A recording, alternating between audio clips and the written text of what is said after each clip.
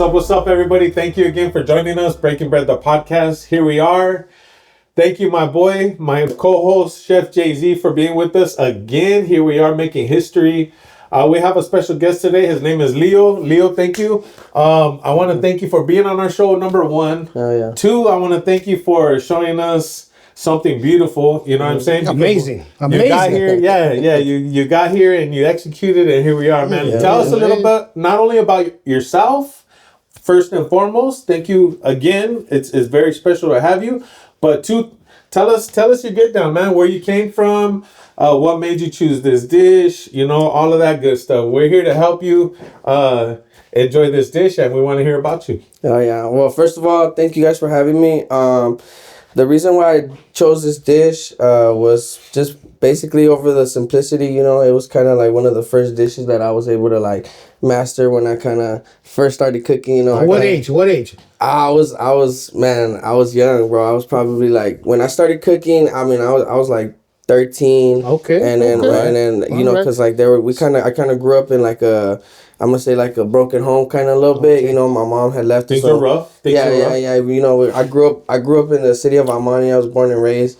And my mom had left us when we were kind of a little younger, Okay. When they were with us, it was kind of a little crazy, whatever. But she ended up leaving, and I just had my two older brothers and an older sister. I was the baby of the family, But my sister left, and it was just the boys. Everyone was kind of living their life. Yeah. So did you have to cook for your brothers, or were you the one that took that? Yeah. So that responsibility. Yeah. So it was my sister that took that responsibility first, But after that, it was just me and my brother, so he wasn't gonna cook, So did your sister show you how to cook this dish? A little bit. She would show me how to make the rice and stuff, But when this dish I made it was mainly for me and my brother, because for me it was the easiest thing to whip together and to make a lot of, we make it last like spaghetti. Like spaghetti, chicken Alfredo. If you grew up in some tough times and you're in the hood, you definitely eat spaghetti. Yeah. A few times of the week. A few times, for sure. But,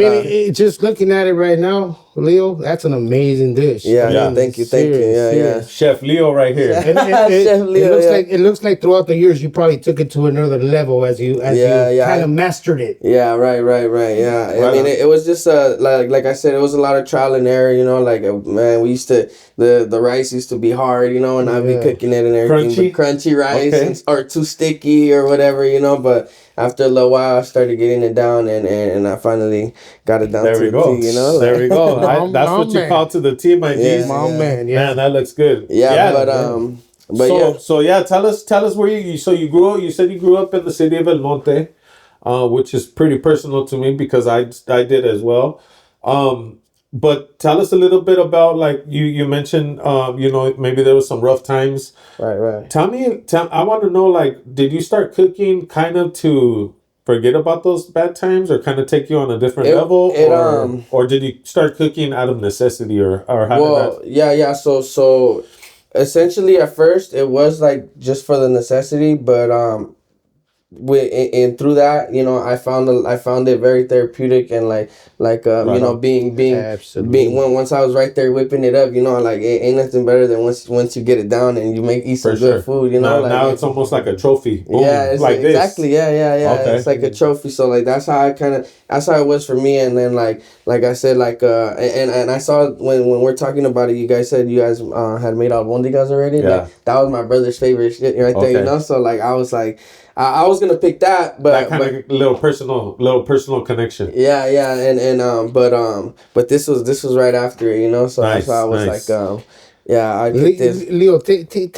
us. We're talking about the food and everything, but I think what the viewers want to know is they want to know a little bit more about Leo. Yeah. Chef Leo. How he started, where he was at, and now where he's at now. Yeah. You know what I'm saying? Okay, yeah. So basically, kind of to go back a little bit. I was born and raised in Amani. Like I said, my mom and dad, they kind of had a little rough relationship at first, and my dad, he's the one that kind of raised us, because my mom ended up leaving. But my dad, he owns a TV shop right there in Amani, right there, right across from Lamppost, Okay. But on Peck. On Peck, Okay. yeah, right there. So he's been working there. So like he's always busy though. You know, he never home. So the only person that was home was my brother. You know, and he was part of the part of the neighborhood. You know, and So did you feel like you had a lot? Because I could relate to what you're saying right now. Mm-hmm. Did you feel like you had a lot of downtime and not really no supervision? That's exactly what was the problem. That I had too much free time. You know, like and nobody was supervising. And nobody like no authority. Like, So like I went through it. Yeah. Even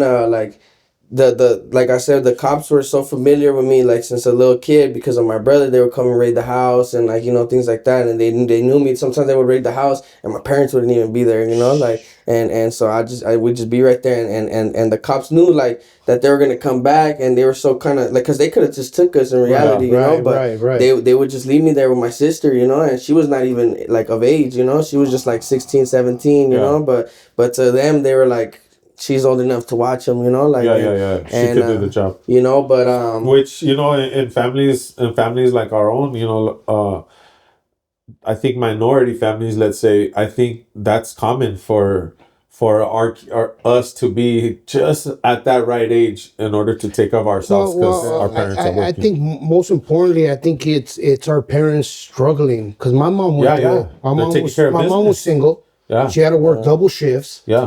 But you know what I mean? What am I gonna do? I'm barely trying to survive. Am I gonna pay a babysitter to take? No, it's like, okay, you watch your brother, you watch, say a prayer, and then that's when you start creating. You know what I mean? Well, we gotta eat. Yeah. You know what I mean? You start getting survival. You get into survival more. Yeah. I remember I went through it. My sisters. I mean, we used to play a role like it was a restaurant and you could order off the menu. Right. And, no, but you know what I'm saying? That was my passion for food at a young age. But I mean, again, this is amazing. Tell us a little bit about what's in those bad boys. Like, tell us. Well, it's just walk us through the ingredients. So it's like I said, it's a simple plate, but it's just basically ham rolled taquitos with shredded chicken and some topped sour cream with some mozzarella cheese and then some Spanish rice underneath. Well, you know what? Today I think we don't have the roasted touch today, but but we do have the taquitos, which I'm anxious to try.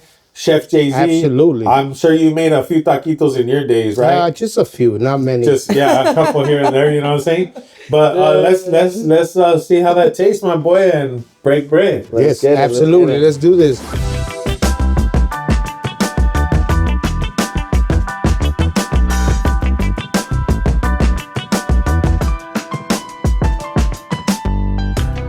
All right, man. Shoot. Well, first and foremost, again, man, thank you for taking the time to share with us a little bit about you and this little creation. Thank you for breaking bread with us. Hey, thank you guys for having me here. Yeah. So, man, I don't know, what do you think, Chef? I don't know. I think first we should. Do you have any pointers? Do you have any? I think we should dig in first and try like that? Just go straight. Yeah, let's go in. Let's go in. We'll give it a try. Just And I'm gonna assume, Leo, you gotta have the taquito with a little bit of rice, right? Yeah. Pair it up, right? For sure. Okay. Usually, like, so we're gonna pair it up. We're gonna get a little bit of rice here.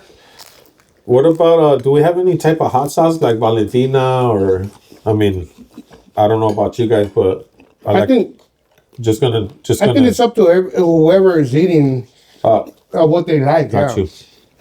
Honestly, I'm telling you, Leo, I took that first bite and I paired the rice with the chicken taquitos. I mean, just the shell alone. It's not overcooked. Yeah. Mm-hmm. You got a nice little light crunch. gold. The rice, little creaminess to it, and then you have the sour cream and the cheese. I mean, it's all coming together amazing. Serious. It's an amazing dish. Man, thank you for putting this together. Serious, the chicken is good. Yeah, it's just it reminds that's the taste that reminds me of home. Like it's a little bit of it's kind of like a meaningful dish for me. Sure. Like. So that's that. So how old were you when you first made this exact dish? When I made it for? When I made it good, or the first time? First time you ever made it? The first run. The first time I made it I made it a couple times with my sister when, like, because she was the one that was cooking, and I would just kind of help her out and I always found like some something interesting about cooking, you know. Sure. Like I always found it like cool, you know, like Therapeutic, like you said earlier. Yeah. Once you make something good, you're like, oh, like it makes you want people to try it. You want everybody to try it. You know, you're like, hey, look, and I had two older brothers that are ready to eat. You know, like so. I could imagine. Yeah. That's pretty good, bro. These things are so good. Thank you. Let's go back a little bit. Leo. You said two older brothers. You know, how was that growing up for you? You're the youngest, correct? Correct. So you have two older brothers. I mean, you said mom's was at work. She's trying to do everything she could do to put food on the table. No. My mom had left. She left us. She left us. And the thing is, like, it was crazy because so my dad, like he's technically like he's only my dad. Like we all have different dads, you know. Like okay, so it was your dad that was working two jobs, and he has a TV business. He repairs TVs right there in the city of Amani. Okay. And so he was at work all the time. It's his business, you know. So right. He was there. He was there holding it down, you know. So you guys were home alone all day, you know, like, and it would be to the point, like, 'cause my mom she stayed in Monte too, like she stayed around. It came to the point where, like, I'm telling the cops knew me so much that, like, when I would get in trouble, like when I would get in real trouble, then they'll arrest me, whatever. But like when they would just come and like jam me up and stuff, they would. Excuse me.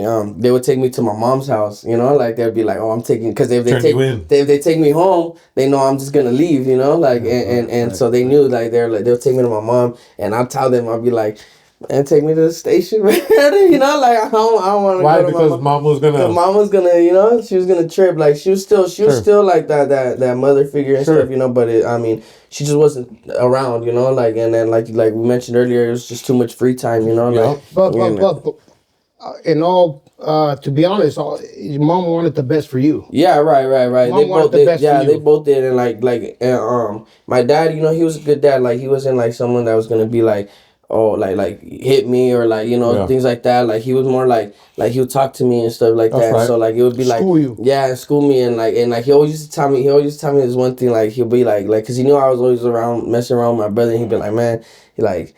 You know, every time you like, I know I can't tell you like not to mess around because you're gonna do it anyways. But he's like, I want you to know, like, whenever you're out there, you gotta get lucky every single time. And the cops, they gotta get lucky one time, and they got you. You know, like, and I would always be in the back of my. And so that was kind of like the relationship I had with my dad. Like you know, it was real. You know, and it was more like. When I would be out there, I wouldn't want to disappoint him. It wasn't like I was scared of him, you know, like or things like that. Like you had to make sure you came home lucky that day. Yeah, every time, you know. Shout out Pops, bro.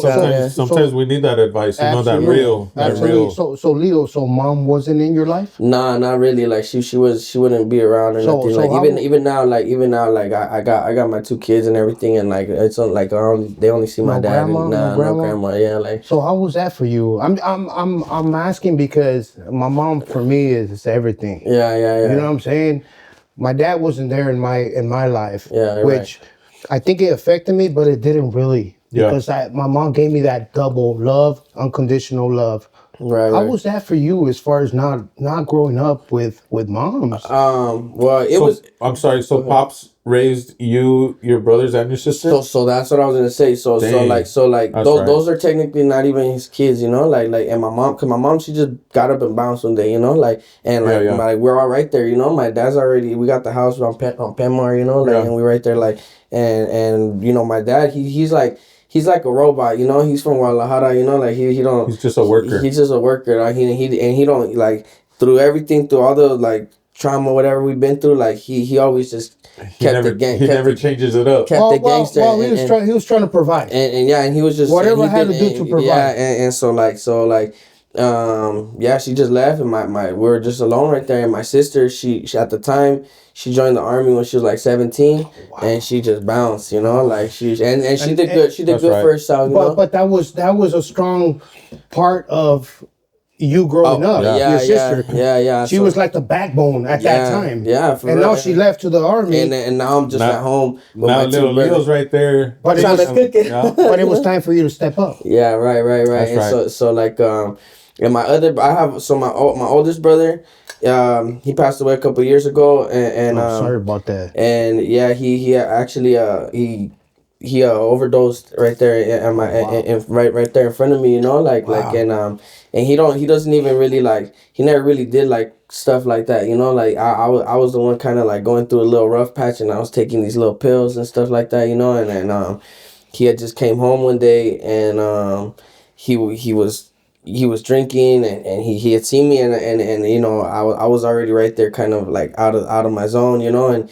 he grabbed my pill and he took it, and I told him, I was still out of it, but I told him, throw it up. I'm like, hey, throw it up. I'm like, cause you can't drink those with liquor, you know, and I'm like those, they got fentanyl and stuff, you know, and like I knew what I was taking, you know, like, but like, and he knew what they were too, but he doesn't do that, you know, like, so he just took it and he drank the beer, and I'm like, hey, fool, throw it up, and he's like, man, I'm good, and I'm like, nah, throw it up, and he got mad. He's like, fool, I'm good, you know, and it's my big brother, and I'm still telling him like, nah, fool, throw it up. Then he like, man, whatever, walked away, and a couple minutes later, like an hour later, he flopped out on me, you know, like, and but that was my older brother, you know. But I have a middle middle brother too, and he would kind of always be doing his own little thing, and it was mainly like me and my brother that always kind of like stick together, and like that's kind of we were all we had, you know, like so like man, that's tough, man. I'm sorry for that, and rest in peace to your brother. It sounds like Leo, he stepped up to the plate at a young age and had to take responsibility, even though he didn't probably want to take it. And it was survival mode. And then like a lot of these situations, like a lot of stuff, like how we're talking about the police earlier and everything, like a lot of stuff it's kind of like you do it non-intentionally, like trying to, like you said, like in my head I wasn't even like thinking like that. Like in my head it was like I'm just my brother, you know. We gotta do this, you know, like this, so we gotta do to survive, and that's how it was, even like growing up. For me, it wasn't even like, I never saw it like, oh, I'm trying to be part of a gang, or like I'm trying to kick it with the homies. Like for me, natural. It was just just following the program. Like I would see it like, I'm like my brother, cause my brother, he would go do things and do everything by himself, you know, and I'd be like, hell no, like I'm coming with you, you know, like, and he didn't need my help, you know. He's 10 years older than me, you know, but I'll be in my head, I was like, I'm like, man, stick together. We're gonna do this together, you know, like, and so like. Like for me, that's how it was. It wasn't really like even like how you said, like stepping into. I was just like, we're gonna survive, you know. Like whatever we had, we collect our crumbs and make some bread, you know. Like hey Leo, you know? Honestly, you have an amazing story. You created an amazing dish. People that are watching right now, okay, boom, they're hearing where Leo was at, how he grew up. Where's Leo at now? What is Leo doing now? Now, Chef Leo. Yeah. What's Chef Leo's today? So now you have 2 kids. I got now I'm a father of 2 kids. Okay. I got a beautiful wife, and that's right. I'm currently going to school to become a barber, and well I've been cutting. I'm gonna need a barber. I'm gonna call you. I'm gonna call you. I could do some head shapes too. Line up, my boy. Yeah, I'm gonna call you. You know. But I'll connect you guys. Yeah. And so I've been cutting since 2017. You know, for a little while now, but you're just getting legit. I'm just starting to get legit, because I actually went to school before, but some stuff happened, you know, but whatever. But congratulations on keeping it legit, bro. You're building the clientele. Yeah, you know, but now I should be done in September, and I'm gonna, you know, and I think that's an important subject right here, is the path that he's taking, and that subject is the process, right? Like we have to stick to the process, right? Because if we don't, and we shortcut it, we're cutting ourselves short. Yeah, right. And I think that's what today's youth has a little problem with, following the process, right? Because they want it quick. Yeah. You know, and shout out to you, bro, for continuing the process of being a better person and a better barber. I think it's important what you just said, George. You're gonna go through your ups and downs, you know, but as long as you stick to the script. Yeah. Like that really the final outcome is going to be good, because you're doing good. Yeah, straight up. Yeah, it's been well the like just the class alone. It's a 2-year program. You know, like people think like some people become barbers and think like, oh, I'm gonna be making all this money real quick and like I'm gonna take this time off and everything. That's It's a lot problem. it's a lot of bad stigmas around like being a barber. You know, but for me, like I love cutting hair. You know, like I started when I started. It's a passion. Yeah, I loved it. And you know, to me, it's not like work and. But I am going to school. I'm trying to do all this, and especially like you said, I'm trying to like set a better example. Like I see, like whenever I go to school, my daughter sees me go to school. Sure, you know, and she'll ask me, she's like, "Oh, you got school today?" And she sees, you know? she probably sees the excitement behind you getting ready for school. That's like, awesome. You know what I'm saying? And one important thing that I want to add when it comes to schooling, for the people that are watching, something that I learned in my journey through working with NASA for 9 years. You know, I was told by a higher up, like an engineer dude, that you have to have some type of degree in order to move up in the company, right? Mm-hmm. And I was like, man, and you got to understand, I don't even have a high school diploma, and I'm working around people with degrees, right? So I asked him, why is that? And he said, you can have a degree in anything. You can have a degree in physical education. As long as you have some type of degree, you can present that and move forward and move higher to a higher level. And I asked him why, if this has to do with computers and so on forth, right? Right. And what he told me was that degree, it doesn't matter what subject it is. The degree is a piece of completion. You followed the process and you completed it. That's what matters. Shows the dedication and shit. And I was in awe because I was like, but that's true. That makes so much sense. Employers look at that. Yep. Because not only did you start it, but you went through and you completed it. So if he did that for this, he's gonna do this for us. If we invest in him, he's gonna do this for us. Yeah, and that goes with anything in life. That goes for everything. Yeah, anything in life. Yeah, because if you're gonna start something, you gotta like for me. I started as a pot washer. Yeah. And I said to myself, you know what? If I'm going to be a pot washer, I'm going to be the best pot washer that ever lived. Not leaving I'm going to leave those pots looking like China. Yeah. But that should go for everything in life. And you said something earlier. It's like, okay, the youth doesn't have that same motivation, but that's our job. To show that to them, you doing speaking engagements, doing your work. Me, as far as culinary, it still falls a responsibility on us because we went through that. Yeah, and I feel like paving the future. That's real true. Like I feel like a lot of people like to look at the youth and the younger generation and be like, man, like what are they doing? You know, like or like what a shame. Why what a shame. Like that, and all this. And it's like, man, you should feel like that about yourself, honestly, like, cause it's like you said, it's our responsibility. Like, you should be right there, like checking these little homies, and like we don't have a lot of that no more. And like at the end of the day, not only doing the whole chequeada stuff, but like providing an avenue. Like cooking. Well, right? I think it's like what you did, George, and creating this podcast. Right. This is giving youth opportunities that we didn't have when we were young. Sure, 100%. You know what I'm saying? 100%. I wish I had this. Yeah. But I mean, it is what it is. But and then like you said, like this is like I was saying, my dad, he's kind of like a real robot, and like a lot of I would see other friends' parents as well, like that are like first generation Mexican, like their parents came from Mexico and everything.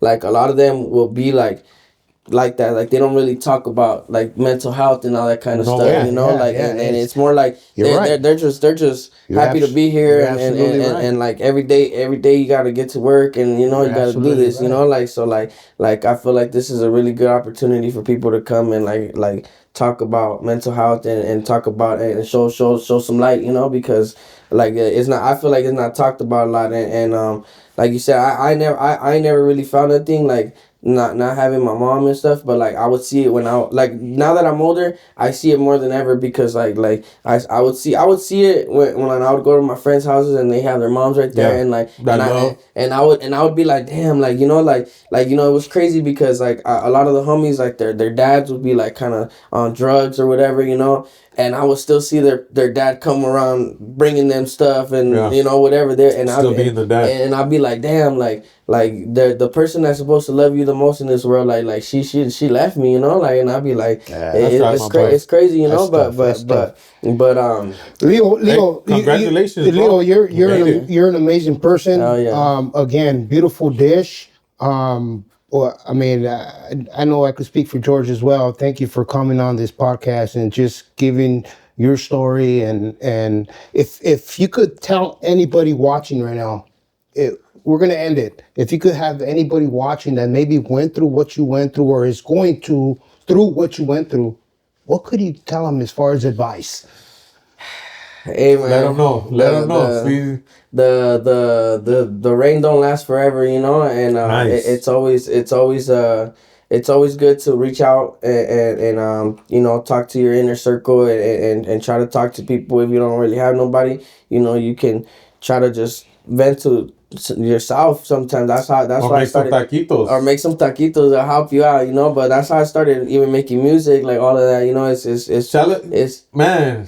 We skipped that whole part. Yeah. I forgot to mention to you, Chef, that this guy right here is an amazing musician. Yeah. And let's tell him a little bit about your music and tell the people while you're doing your motivation. And I hate to interrupt you, but no, yeah, man, I think that's an important part of Leo. Yeah, so through that time and everything, that was like my first original love was music, you know. Like I started making beats, recording for people, like and I started making music myself, you know. That's like right.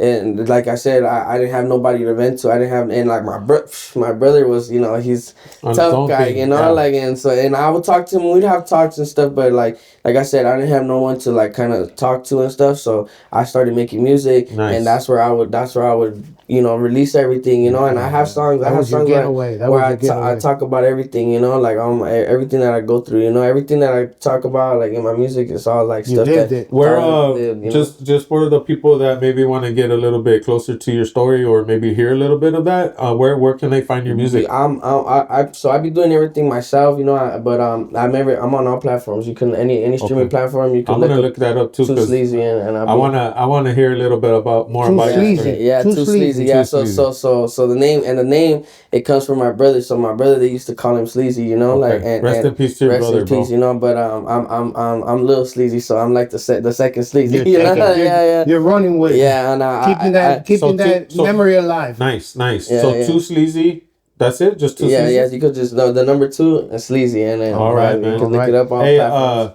Thank you so much. Thank you so much, bro. And we're it's a joy to have you on our show and share your story of resilience, you know, because at the end of the day, it's very important, like Chef said, that, you know, for people that may be watching and maybe going through some similar situations, to feel that familiarity, you know, like, and know that there's a way out. Yeah, for sure. Man, thank you, bro. Thank you for these amazing taquitos. Thank you so for much, sharing, you know, a little bit about yourself and if you ever need going anything, on this. I already finished mine, but I'll talk now. But if you ever need anything, bro, if you ever need any tips as far as, you know, what to garnish the taquitos with at a family event or whatever, bro. My close friend right here, Chef Jay-Z, and myself, we're here for you, bro. And if we can help you in any way, just reach out. You know how to get a hold of me. Let's do this. Thank you, guys. Thank you again for joining us, Breaking Bread, the podcast. Stay tuned for the next episode.